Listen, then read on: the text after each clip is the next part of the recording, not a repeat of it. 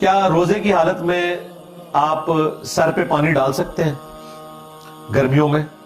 تو وہ ابو داؤد میں حدیث موجود ہے. عبداللہ ابن عمر کہتے ہیں کہ میں نے نبی علیہ السلام کو گرمیوں میں روزے کی تکلیف کو دور کرنے کے لیے سخت گرمیوں میں نبی علیہ السلام کو اپنے سر مبارک پہ پانی ڈالتے ہوئے دیکھا ہے. آپ غسل بھی بار بار کر سکتے ہیں روزے کو ٹھنڈا کرنے کے لیے.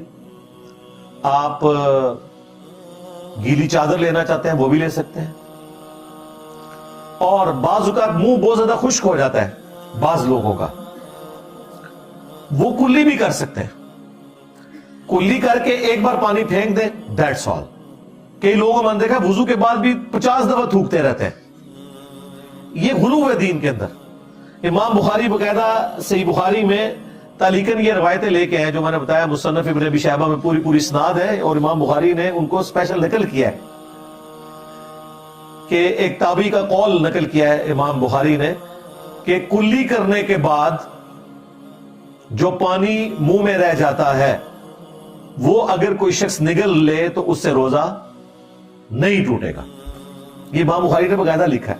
مراد یہ کہ کلی کی اب جو منہ میں ٹھنڈک باقی ہے وہ اگر حلق میں چلی بھی گئی ہے یا اس کی وجہ سے تھوڑا سٹیبل ہو گیا بندہ گرمی میں تو ٹھیک ہے, اس سے کوئی روزہ نہیں ٹوٹے گا. اور یہ بڑی افیکٹو چیز ہے. بعض اوقات جو لوگ ٹوتھ پیسٹ زیادہ یوز کرتے ہیں نا تو ان کو پیاس بہت زیادہ لگتی ہے روزے کی حالت میں, یا آپ سحری کر کے سو گئے اور کوئی آپ نے ایسی چیز کھائی ہوئی تھی اور فجر پڑھ کے آپ سوئے اور 4-5 گھنٹے بعد اٹھے منہ خشک ہوا ہوتا ہے, اب وہ تو روزہ لگنا شروع ہو جائے گا. تو بھائی کوئی مسئلہ نہیں, غسل کریں, کلی کریں.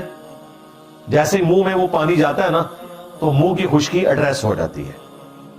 وہ کلی آپ باہر پھینک دی, دیٹس آل. باقی جو تری اندر رہے گی وہ آپ کو روزے کو ڈسٹرب نہیں کرے گی. میں سمجھتا ہوں چند قیمتی مسائل جو ہیں ان میں سے ایک مسئلہ یہ ہے جو میں نے آپ کو بتایا. یہ عام لوگوں کا کریٹیکل مسئلہ ہے, کیونکہ غسل جنابت تو آپ کر سکتے ہیں نا روزے کی حالت میں.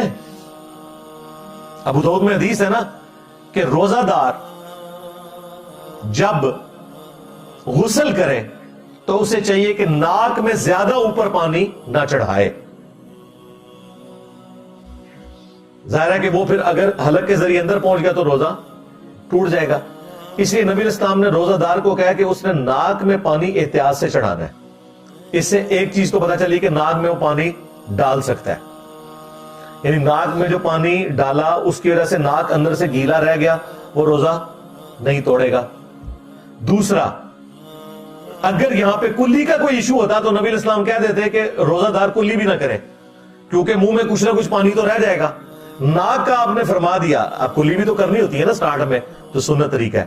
اس حدیث میں یہ امپلائیڈ ہے کہ کلی کرنے سے روزہ نہیں ٹوٹتا, اور وضو میں تو آپ کرتے ہی ہیں.